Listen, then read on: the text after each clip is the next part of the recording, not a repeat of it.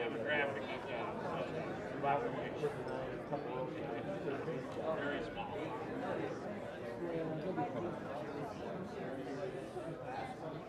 Yes.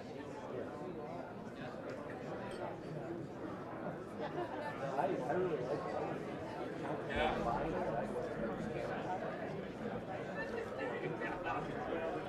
The numbers here don't lie. So that'd be elected into the Hall of Fame with our such a small percentage. That's a half.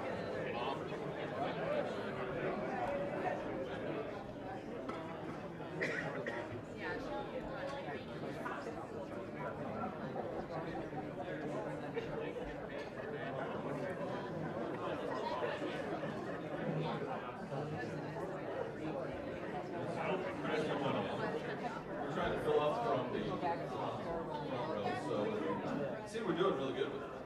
My name is Jim. I'm the stage manager tonight. That's my job. So now I feel like I have to tell jokes or something. Cell phones off.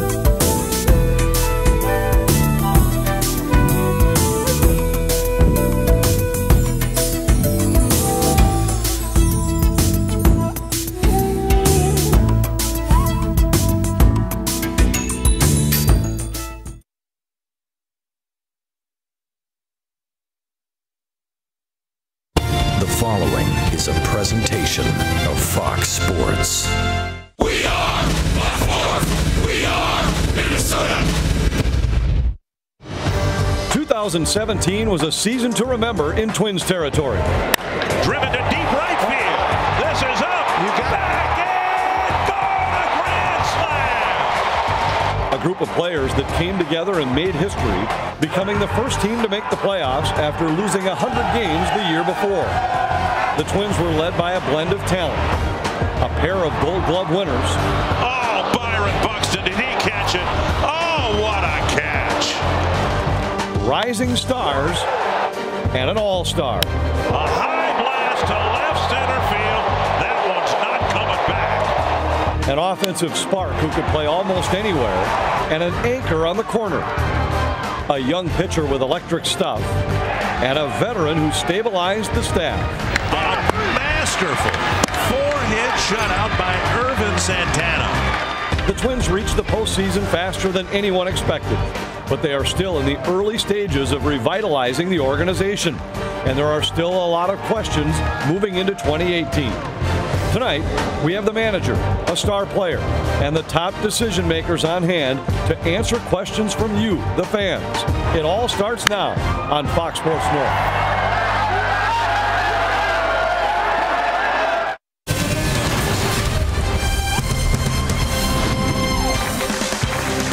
In downtown Minneapolis, it's a cold and quiet Target Field, but behind the scenes, things continue to heat up as the Twins organization prepares for the 2018 season. And tonight, inside Target Field's Champions Club, season ticket holders have gathered for a night of insight and discussions with the help of some of Minnesota Twins' top leaders. Welcome to Twins Town Hall. I'm Audra Martin. We're excited to have you all join us tonight for a fun night of open and honest baseball conversation. Derek Falvey, Thad Levine, Paul Molitor, and Joe Mauer are all on hand tonight to answer the tough questions and to share their excitement and expectations for the upcoming season. As fans, it's your chance to have your voices be heard and gain a little insight directly from the source. Here's a look at some of the topics we'll be touching on throughout our live broadcast. The Twins made history a season ago, going from 103 losses to the postseason in just 1 year's time. So now they come into this season surrounded by high expectations. How does last year's instant success impact the long-term plan as the Twins hope to bring a championship back to the Twin Cities? Plus, we'll check in on the young guns. Youth was a huge part of the Twins' identity last year. So now, what does the future hold for guys like Byron Buxton, Jose Barrios, and Miguel Sano, who are all a year older and now another year wiser? And the Twins enjoyed the top spot in the Central Division for much of the first half of the season, but then Cleveland started playing just like you'd expect from a defending American League champion team. Are we in store for another Indians push, or is it the Twins who will be setting the bar in the race for a division title? We'll touch on all of that and more with the help of our live studio audience, but for you, the fans at home, you can also get involved in the broadcast. Send us your questions on Twitter using the hashtag TwinsTownHall, or you can head to our Facebook page and leave us a comment on the live broadcast section. It's time to get the night started, and who better to lead a baseball discussion than our host for the evening, Anthony LaPanta. Well, thanks very much, Audra. Always great to be talking baseball at this time of year, and what a difference a year makes. We have great representatives from the Twins organization here tonight, and let's start with Derek Falvey. Derek was named the Executive Vice President and Chief Baseball Officer in October of 2016. Falvey spent 9 seasons with the Indians, most recently as Assistant General Manager before coming to the Twins. In his first year as the leader of the Twins baseball department, he laid the vision and groundwork for a championship organization. Thad Levine was hired last November as Senior Vice President and General Manager. He spent 11 seasons as Assistant GM with the Texas Rangers, had previously worked for the Rockies and Dodgers as well. In his first year with Minnesota, he was instrumental in the decision-making process for a Twins return to the postseason. Guys, thanks very much for joining us once again, and I'll say it again, what a difference a year makes. We sat here about a year ago tonight talking about a new vision and a course for the future with the Twins. Now you look back on a team that had one of the most dramatic turnarounds in baseball history. It's a very different feeling. Yeah, it was exciting for us. You know, you go into 2017 and we talked about really not setting limits or specific expectations, and we feel the same way about 2018. It's take another step forward. That's the big step for us. I think we talked all last offseason about the fact that we felt the team was more talented than the 103 losses would indicate. We returned that team by and large, and we saw what they could do when they were 1 year older and a little bit more healthy and a little bit more fortunate throughout the course of the year. But team was exceptionally resilient. You got to give a ton of credit to Paul Molitor and the entire coaching staff of the group and the veteran leadership on the team. I think that was the backbone of the team. When we sat here a year ago, you were talking about the potential of some very difficult decisions that you had to make early in your tenure. Will you trade Brian Dozier? Is the right deal out there to acquire some significant pieces in exchange? Should you bring Irvin Santana back to be the front man in a rotation in a team that had won 59 games? And when you look back, perhaps the moves not made turned out to be the best decisions that you made heading into the 2017 season. I think patience is always important in these moments that everyone looks at the hot stove rumors and what comes next and where is the team right now. But I think that for us, we took a look at this team, saw we had a real quality core with a veteran leadership group led by some of those guys and wanted to give them the best chance to succeed this year. I have no recollection whatsoever of having any trade discussions about those two players. I think we threw the tape away, so you don't have to worry about that. I think we feel like we're in a much better place right now. It's so much more fun to try to build towards a championship than to try to rebuild a franchise. But we're going to try to continue to do it responsibly. But we're clearly in a building mode right now. We're building towards trying to do something special here in Twins territory, and we think we're not that far away. Maybe the most significant trades you did make came in the middle of the season last year. After a disappointing start to a West Coast trip, it looked like the team was drifting from the race, under 500. You traded away your closer, Brandon Kinsler, traded away a starting pitcher who you had acquired to make one start. Some of the players even voiced displeasure at the time. When you look back on that, you acquired a lot of pieces for the future. Would you make that deal again at this point? I think we would have made it earlier in the season if we knew that was all it took to motivate the guys to go and win the games they needed to get into the playoffs. I think at the time we made a calculated decision. I think what we will continue to do for this franchise is make the best decision with the information we have at that time. And, where we thought the team was, we candidly didn't feel as if those trades were going to dramatically impact our playoff perspective for that season, and it could help us moving forward. And so it played out that way extremely well. I don't think we're geniuses for having done that. And the fact that some of our players expressed displeasure, I hope they do. I hope they go out there every day wanting to win and have all the weapons that they could have to win. We took one of them away from them at that time, and I hope they're upset by that. And it turned out to be a great finish for the club from that point on. Went 33-21 the rest of the way, fourth best record in baseball, and wound up in the postseason. Well, I think I give a lot of credit to Paul, the coaching staff, the leaders on that team. We knew that when we made those decisions, they were going to be difficult, and they certainly were with an eye toward the future. But the guys never quit. They showed up every day and they pushed. And we made those decisions knowing that we had the backbone of a core team here, and we were going to give them every chance to take a fight toward the finish. And it was exciting to see it. And keep in mind, it was about 10 days later that we lost Miguel Sano.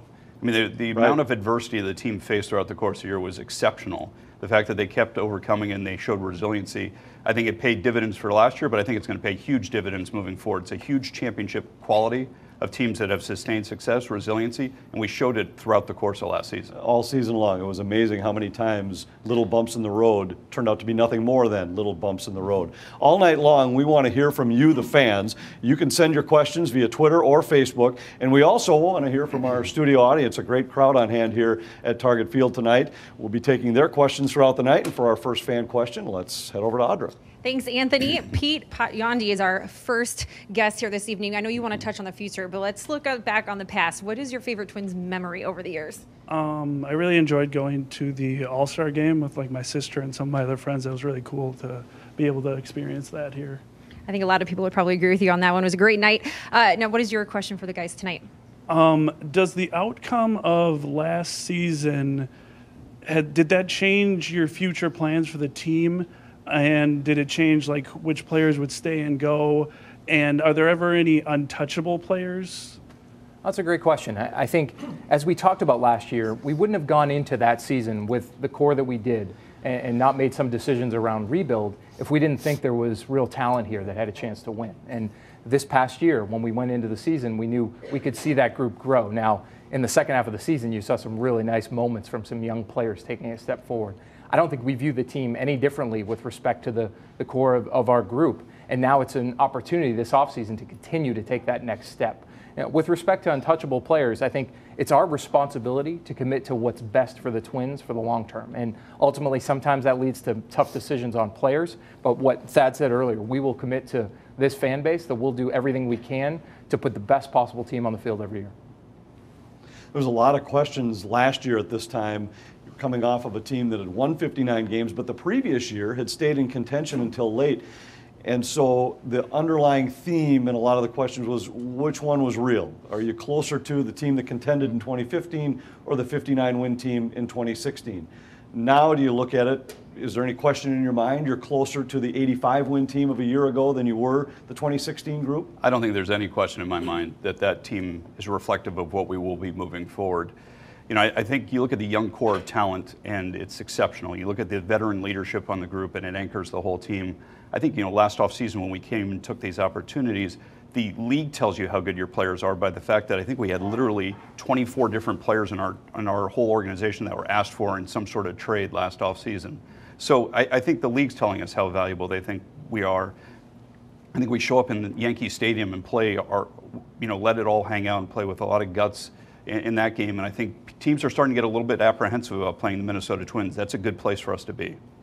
We'll talk much more about some of those young, talented players that contributed some of those great moments to which Derek referred just moments ago. That's next when we continue on this year's edition of the Twins Town Hall from Target Field.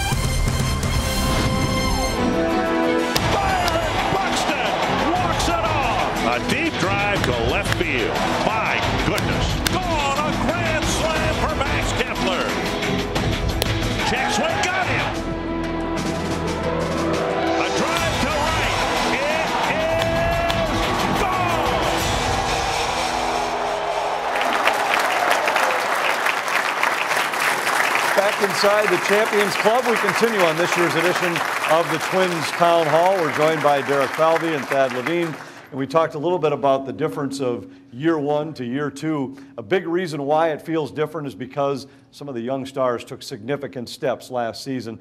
And let's start out with a couple of these guys. One is Byron Buxton. May have turned into the most exciting player in baseball in the second half last year. It's hard to even remember the fact that the guy was hitting in the 190s in early July with the way he finished the season. No question. Byron was somebody last year who I know there are a number of people in this organization who are proud of what happened. You know, he struggled at the outset. He'd be the first to tell you that. But what Paul and the coaching staff, James Rowson working with him every day in the cage, the support that group showed with him going through those struggles to tell him that we know he's going to get out of it and be an impact player for us. And then to see where he came late in the season, it was just fun. He's such a hard-working kid and somebody that we know is going to be a big part of our bright future.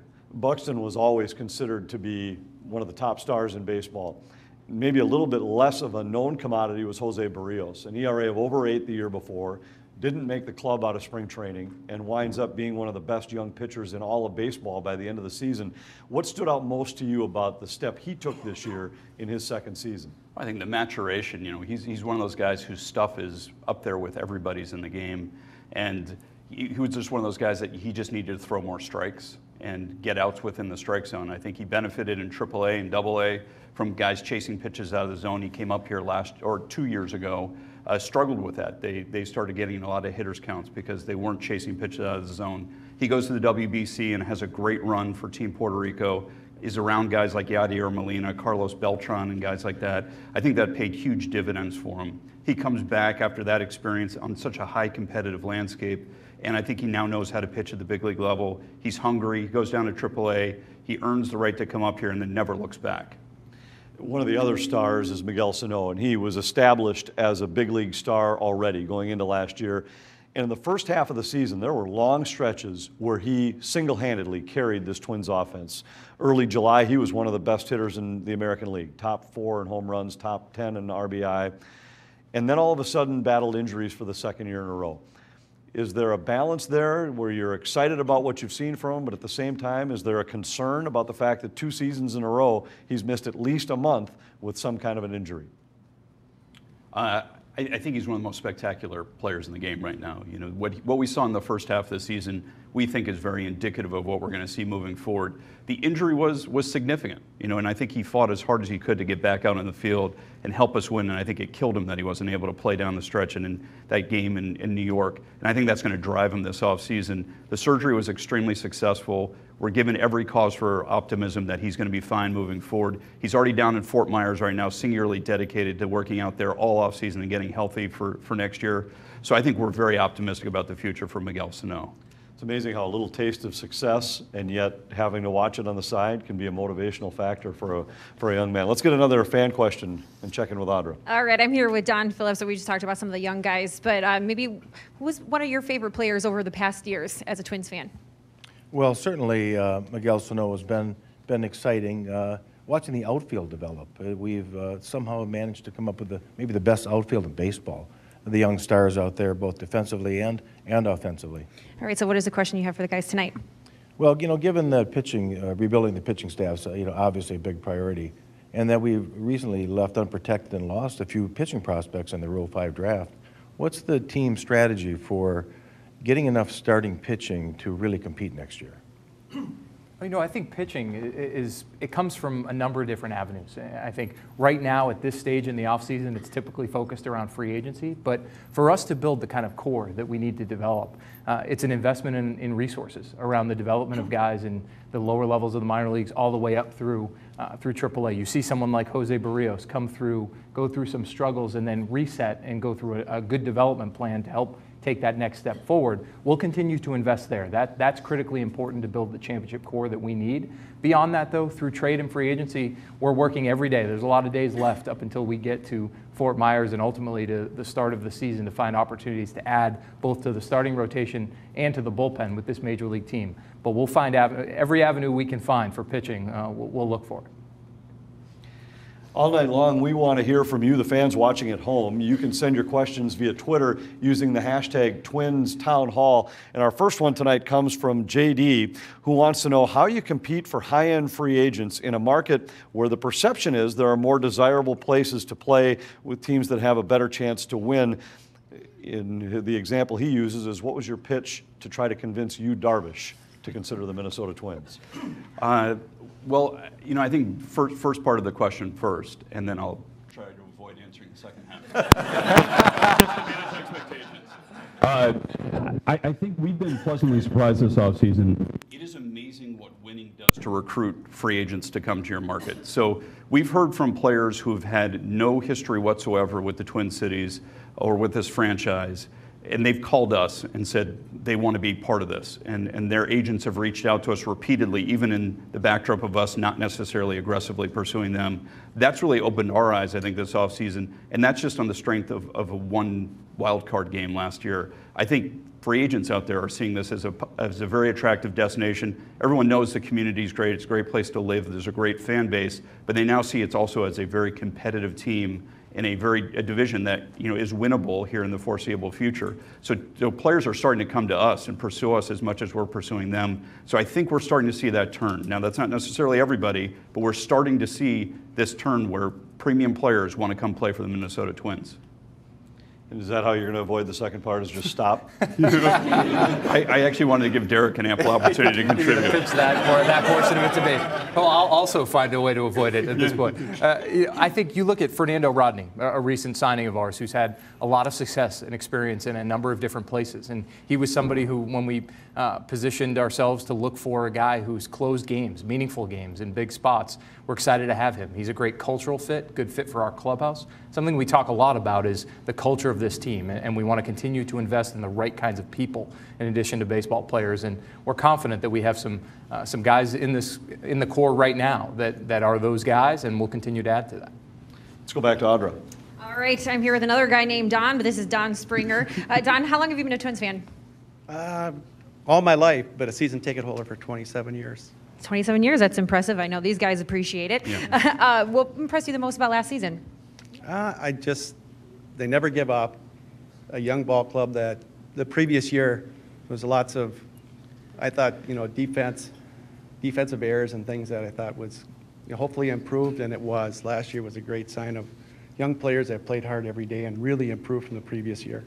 So what would you like to ask Derek and Thad tonight?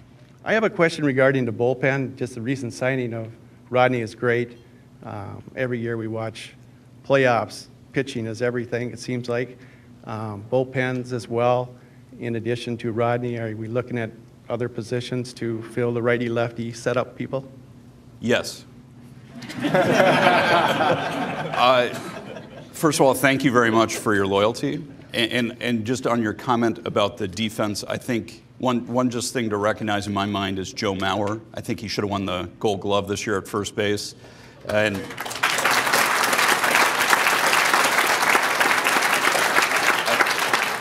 I think you can't underestimate the impact he had on some of our young players, especially a real young left side of the infield in Jorge Polanco and Miguel Sano.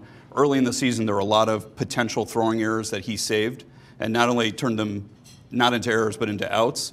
I think that had a spectacular impact on those two guys and their confidence as they grew, as the course of the season unfolded into really bona fide advanced defenders at their positions. But to answer your question, we are absolutely, as Derek referenced earlier, we are absolutely on the market now, still looking at every means of improving the pitching staff. We're looking at free agency, we're looking at trades, but probably one of the biggest investments we've made from last year to this is in our pitching instruction, minor league through the major leagues, as well as some analysts who are specialized in pitching analysis. We've added some of those guys as well. So ideally, we'll try to build as much from within as we can and be as little dependent on the free agent market and really go there only when we want to, not when we need to. But in the meantime, we'll start filling in some of those holes with the free agent market until we're fully up and running here. Last year, you had to use 36 different pitchers. And over the course of the year, it was amazing how many times guys popped into not insignificant roles that are guys you probably would have never guessed were going to be in those spots at the start of the season.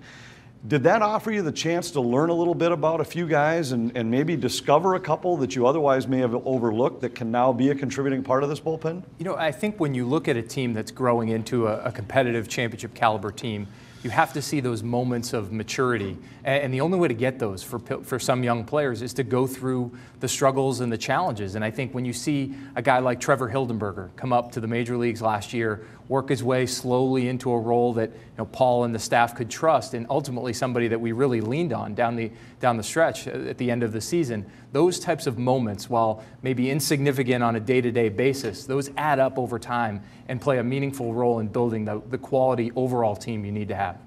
It was amazing how important he played, the role he had in the bullpen down the stretch, and there were a lot of weeks where it looked like he was the one guy on whom Paul really could rely in that pen. Let's go back to Audra. All right, our next question comes from Dan. Dan, when you hear the guys talking about the upcoming season, what excites you the most? Well, what excites me the most is what we're going to be able to build on from last year. Last year, we weren't even expected to contend, and yet we made a run for the postseason, and I feel like we had a good shot at potentially making a World Series. So I hope that we were able to get some good pieces this offseason, and we're able to build on the success we had last year. So with that said, what is your question for the guys tonight? So my question involves player acquisition. So when you're looking to sign and trade players in the offseason, how much emphasis, if any, do you put on non-baseball factors, such as whether a player has a good guy reputation, or whether they're an active member of their community, or even if they're a Minnesota native? Well, we look at a number of different factors. As we talk to our scouts, one of the things that we ask them, we certainly evaluate the talent and need to know how they impact our club moving forward. But we ask a lot about the character and the makeup of the person, because over the course of 162 games, you're going to have some great days, you're going to have some rough stretches too. How do you rebound from that? The word resilience has been used a few times tonight. Who are the guys who are resilient that will add to our group? And last year we felt we identified some of those guys. We've started to already again this year. But ultimately, the core of the players within that clubhouse, they know the types of people that can impact us moving forward, and we need to make sure that we're adding in the right kinds of personalities, backgrounds, and ultimate desire to impact the Minnesota Twins moving forward. We have another question from a fan via Twitter. This one comes from Nate Stieber. You talked earlier about the emergence last year of Trevor Hildenberger. Nate wants to know, who in the farm system this year do you think will have a chance to get playing time and make an impact on this year's club? I think we're always reluctant to name names, because if we sat here a year ago, we would have named a handful of names that ultimately did not get a chance to contribute. It would have been JT Chagua, it would have been Nick Birdie, Tyler J. We could have seen at some point in the big leagues. Unfortunately, a lot of those guys had injuries or setbacks at some point in the year. And, as much as we like to look forward to the next year, we wouldn't have necessarily said Trevor Hildenberger or Alan Busnitz or Gabriel Moya, who we acquired halfway through the season, all of whom really impacted our team down the stretch. So I'd be reluctant to name names. I think what our jobs are, we hope we can accomplish, is we have waves of talent coming. So that out of that wave, we'll get some guys who come out of it. But really, they progress at their own rate. There's injuries, there's setbacks otherwise, and guys who vault forward that you can never prognosticate. So if we're doing our jobs to the best of our ability, we have one wave coming and a wave right behind them and a wave right behind them. They may start getting a little bit mixed up as they get to the big leagues, but it's all about opportunities and what you do once you get that opportunity. And the opportunity is the key. You never know where that opportunity is going to be, what type of player you might need based on injury or struggle at the big league level somewhere else. And last year, we saw different guys come up because a different need presented itself in the majors. And I think one thing on that, which is just remarkable, is it's very rare that you set a franchise record for pitchers used and go to the playoffs in the same year. Now, the flip side is we had a lot of position players at AAA who had really nice seasons who never got an opportunity to play up here because, by and large, knock on wood, we were very healthy as a position player unit. That may flip a little bit going into next year, but if you're player development and your scouts are doing the best of their ability, you'll be prepared for both alternatives. Let's go back to Audra. All right, our next question is from Kyle Tangestal. What's your favorite Twins memory? I think just watching Byron Buxton play defense. That's really all it is. Hard to argue with that. What would you like to ask the guys tonight? So my question is, you guys didn't make a lot of personnel moves specifically off the field the first year. So what was the most challenging part of coming into a new organization and figuring out who is talented and who is not, both on and off the field?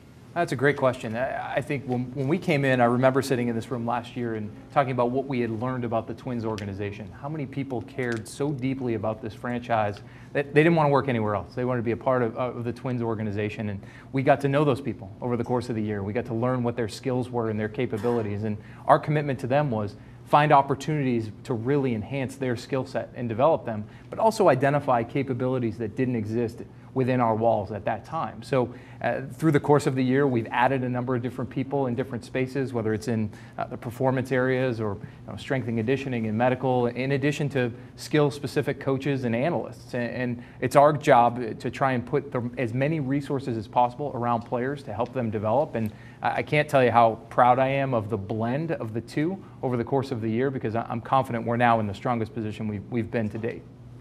Our next question comes from Facebook. Patrick Fonder watching the show on Facebook, and his question is pertaining to the first baseman. He says he wants to know if Joe Mauer will be a Twin in 2019. Joe's here, right? Joe, this is one of those, we talk privately with players about contract situations, and we'll continue to do so. That's something that's important that we'll handle and address at those appropriate times. Do you want an opportunity to avoid this one? I'm sorry, what was the question? We will hear directly from Joe coming up next. He and the manager, Paul Molitor, are our next two guests when we continue on the Twins Town Hall. Thanks very much, Derek and Thad.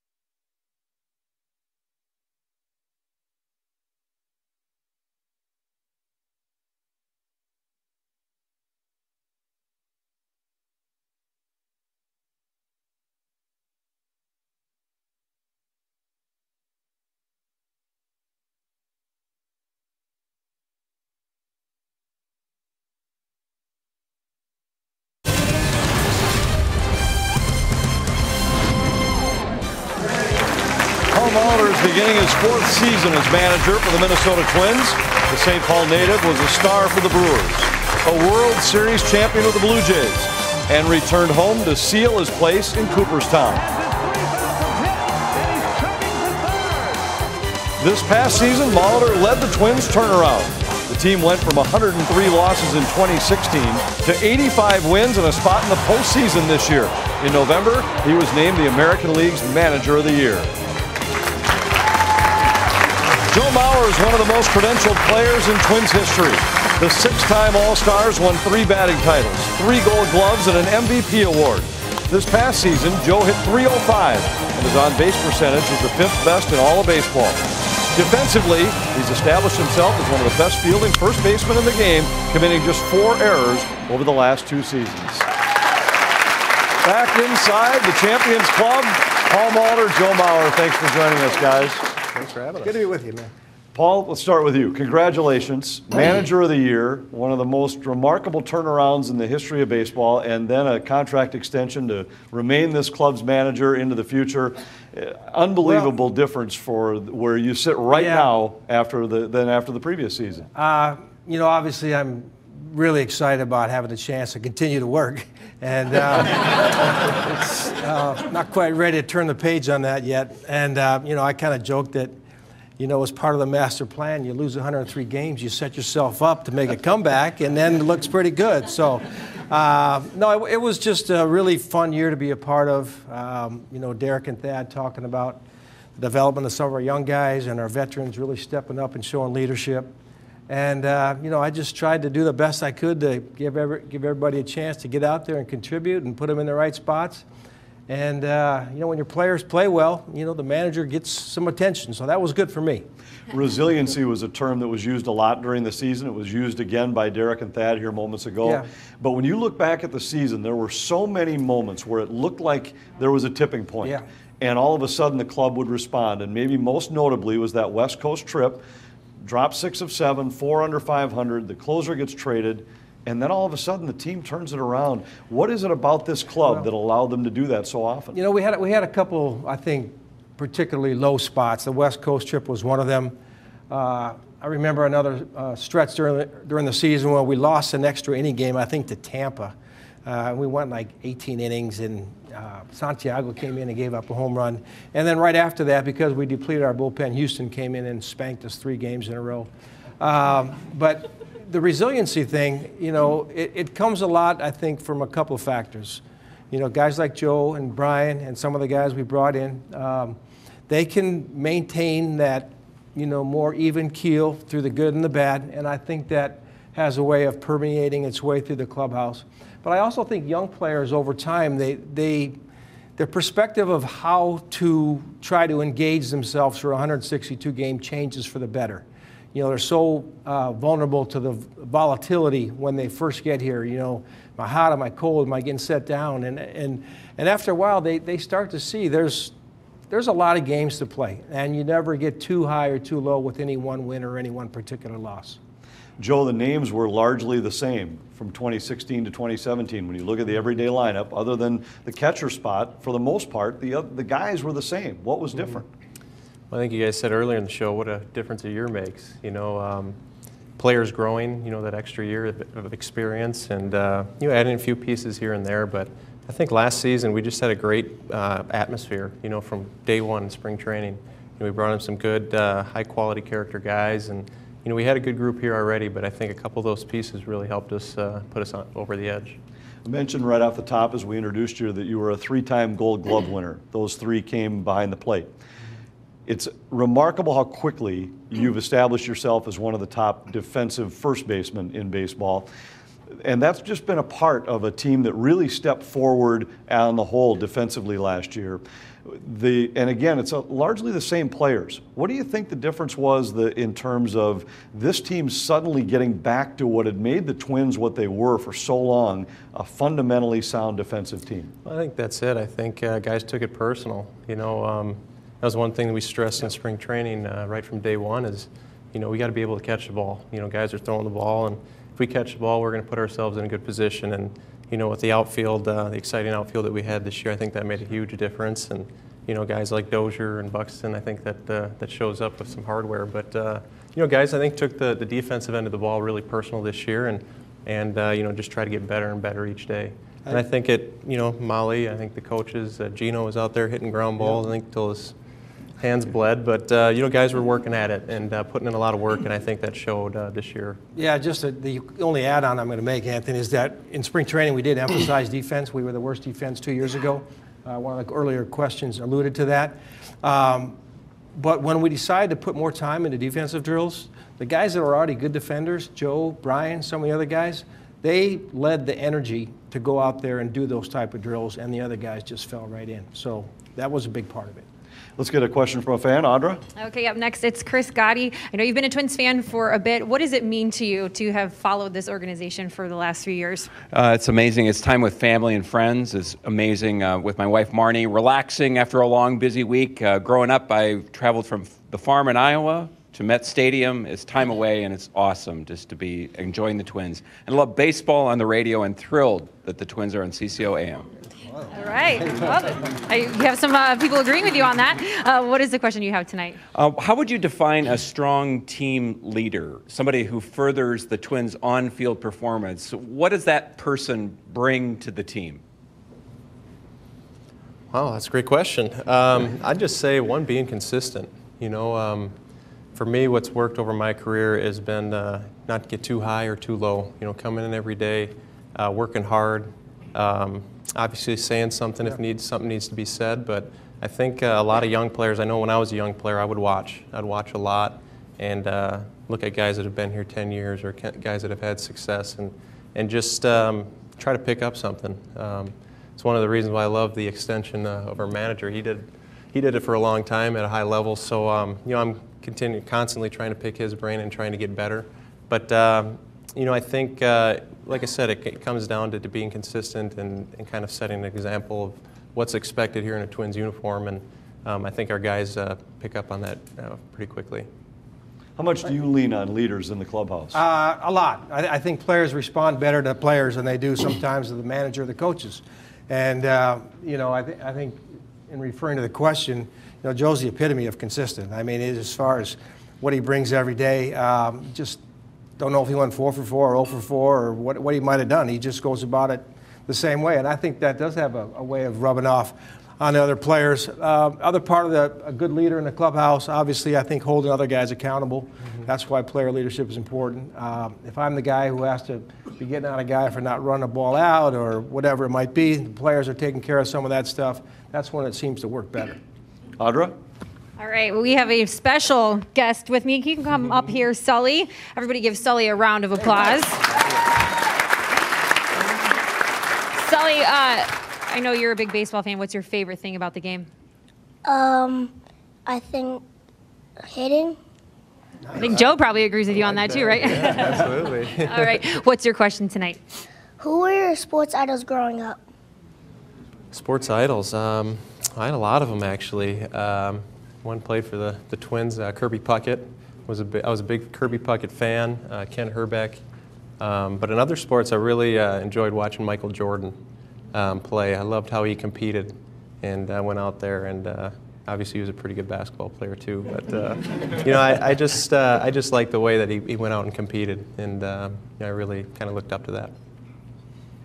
Yeah, my idols didn't get too far outside of baseball, even though I really liked the other sports. I saw the Vikings go to a lot of Super Bowls and not win any of them, but we got one coming up there in February, though. But just to give a little idea of the couple of generations between Joe and me, Kirby Puckett came after me, so for us longtime Twins fan, obviously Harmon Killebrew was my guy. And I don't know if you know that name. You know Harmon? He's in the Hall of Fame. And you know, watch those teams back in the 60s and those type of things. They had a lot of great players, but Harmon was my guy. Our next question comes from Twitter, TJ Brownell, who says, Paul, you spoke last year about the emphasis of putting more time into defense in spring training, and the results spoke for themselves. What is the biggest point of emphasis in this year's spring training? Good question, and like a lot of them tonight, I think well thought out, people that have interest in our team. You know, we're going to have a couple new coaches. We're going to have some meetings down in Florida next month, and we're going to kind of probably rehash some of the things that unfolded, good and bad, last year, and kind of see where we need to direct maybe a little bit more attention during the spring. The one thing I know about this game is that just because you have a good year, you can't assume it's going to continue. So we will continue to make that a focus and try to make the point that that was one of the reasons that we were a better team. Obviously, I think base running is still an important part of the game that's sometimes overlooked, and we're going to continue to try to see that. develop. It's nice when you hit the ball over the fence, but run the bases. I think it's exciting type of baseball, and it's something I look for our guys to get better at as well. Joe, you talked a lot down the stretch last year about being in a pennant race with a lot of guys that were in a pennant race for the first time, and you talked about some of the early years in your career. How much can you play off what Paul just said about the fact that you've also been a part of a team that made a playoff run the year before and then had to come back and go to work in spring training? How much can you pull from previous experience in that way to help some of these young guys prepare for this season? Well, that's one of my first things that I express to the guys when we get to spring training. Whatever we did last year, good or bad, doesn't matter. It's 2018. Obviously, you want to learn from mistakes and try to do things better. But I think, spring training will be this year was just don't forget what we did last year. The little things. That's why we won so many games. Base running and playing good defense and throwing strikes, throwing the ball over the plate, having good at bats. So just reminding guys of what we do well and building off of that. But yeah, it's a new year. It's exciting. We got a lot of people excited about next season, and we're as equally as excited as they are. Audra? All right, it's time for a question from Craig Elliott. First, Craig, what's your favorite thing about being a Twins fan? 2 World Series championships. There you go. That's right. And time for another, right? That's right. That's right. Yeah. All right, what is the question that you have for Joe and Paul tonight? So since Derek and Thad joined the organization, what was the biggest change that maybe the average fan wouldn't be aware of? It's been great having those guys on board. I just have a comment on your 2 World Series things, though. How great is that Jack Morris got in the Hall of Fame? There we go. That was pretty good. Glad to see that. Might not have had one of those without him, that's for sure. I think that young, very intelligent baseball executives who came in here and they began to assemble a plan to get us back on board. In a more competitive situation. I think, their willingness to look at every detail of our organization. The first thing they talked to me about was finding ways to layer out a lot of our departments to, as they talked about earlier when they were out here, about giving our players better resources to improve. I don't know if that's really overly transparent, something you might not see, but the day-to-day commitment that those guys have made to myself, my coaches, our players, all the way through the system, it's been very evident. They certainly, there's a lot of confidence that comes from them, the way they go about it and the way they talk about where they're going to take this franchise, and I think we're all on board with them. When they were here last year, they came in with a background of a little bit of an analytic approach to baseball, more so than what this organization had in the past. And last year I talked to them a lot about it, and they said we have to find a balance of the analytics and the baseball side. You're the baseball side. How did that balance work out in year 1 with those guys at the helm? The results were good, I'll tell you that. I think the whole idea of analytics is making our game better. And the thing is that the playing field is kind of leveled. I think a few clubs kind of got the jump on everybody in that regard, but everyone's kind of caught up. Derek and Thad give me total freedom to play who I want to play. It's not coming out of a computer, but I've got more information that I can use on a day-to-day basis of how we want to go about approaching that particular day and trying to win. And I still like some of the basic things that have been around for a long time. You can learn a lot from that.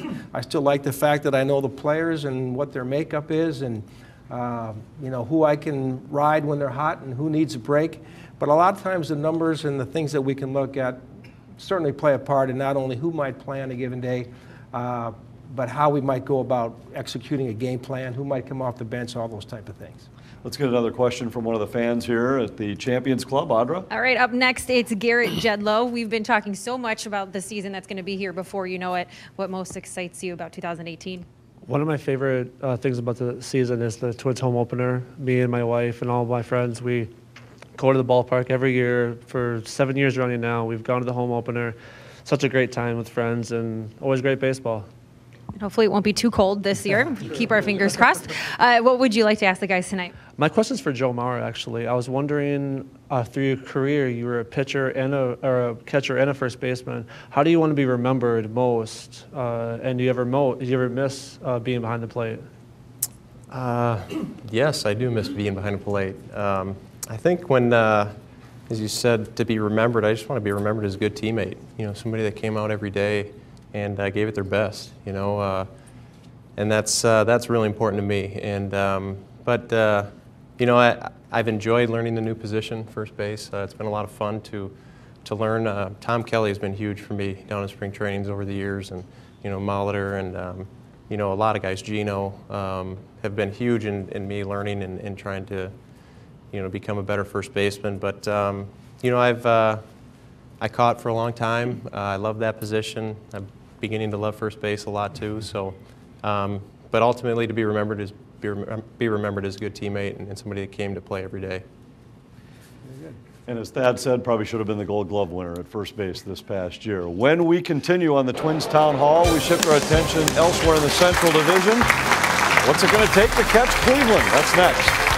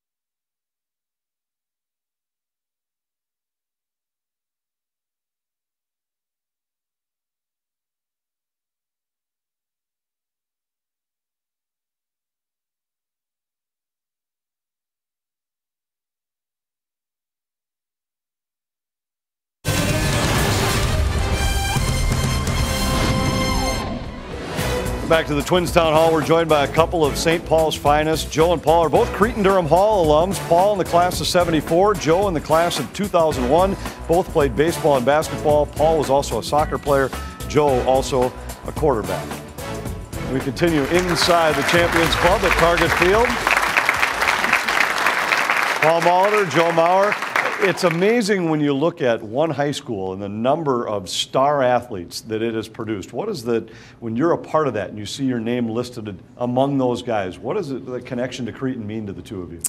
Well, Paul and others set the bar awful high, you know, I can tell you that. But, you know, it's more of a proud, you know, thing. You know, you're from, you know, a small school in St. Paul there, and, you know, others before you have done well. And, you know, as a kid back there, you know, you dreamed about doing that and knew that it was possible because guys before you have. And, you know, obviously there's a lot of things that have to go right for that to happen, but at least it's, you know, realistic. You know, I remember when I was a kid in baseball camp and you're still playing, and I think with Milwaukee, you'd come back and do kids camps, you know, and 7, 8 years old in the camp and listened to a big leaguer. And Thanks, Joe. So sorry,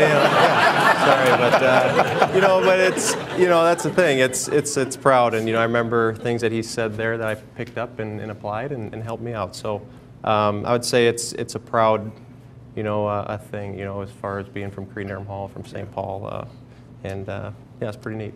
Joe's coach in high school was my teammate of mine. So it was always fun to kind of stay connected to the program through the years. And like a lot of schools around the state, they've just built up a really nice tradition athletically. Academic standards are high as well. But, if you grew up in St. Paul and you had the means, Cretin was on your radar, especially if you like sports. And there's no question. They had the quarterback run there for a while with Chris Wallace. Winky. And Winky. Walsh. Yeah, Right? Walsh. Steve Walsh, too. Yeah. Yeah, Steve Walsh, yeah. But and then Joe had offers to go play college football too. So, but yeah, it's still follow what they do over there, and I think the alumni stay connected. I know you're also following what's happening in the American League Central, and as much as it was exciting to watch the improvement here, there's still a team in this division that might be the best team in baseball. The Cleveland Indians won over 100 games last year, had an unbelievable run to the finish, 54-15 to wrap it up. What's it going to take to catch Cleveland or to close that gap on the Indians this year? They're a good team. I mean, I think a lot of people were surprised that the Yankees were able to best them. They ran into some surprisingly little pitching issue there in that particular series. But, talented rotation, bullpen, and position players, kind of like ours. They got some young, exciting athletes and maybe a little bit more experience than us.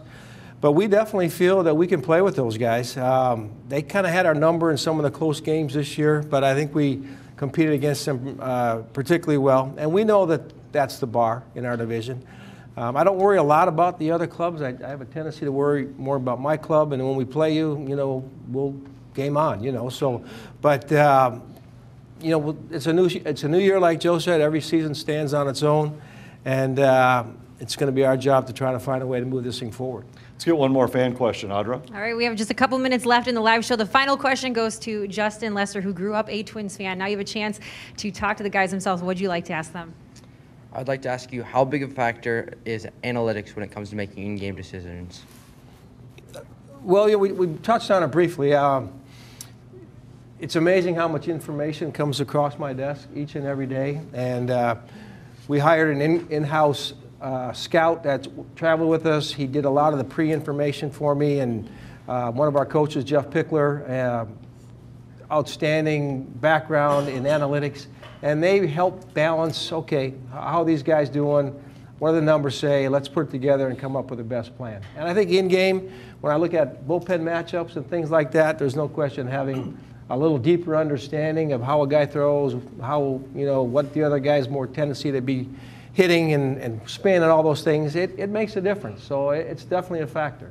Joe, how much do you use that as a hitter, as a player? How much do you study some of those numbers? I use it a lot, actually. Like Paul said, it's information, and information can help you, with your game plan. Video has come a long way from when I first started. We used to have a guy nicknamed Pink in the back of in the Metrodome. With VHS tapes and trying to figure out of his notebook which video of which at bat that you can go to now. So we've made great strides in that sense, which I appreciate. But it's come a long way, and you try to look at it as information, try to help you. You try not to get, or I try not to get too overloaded with it, and just remember to use the information, but go out there and play the game. That should all be done before the game, and the in-game decisions I'll leave to him. Well, guys, we thank you so much for your time and your candid answers and willingness to chat with the fans here tonight. It's always an honor to have both of you with us.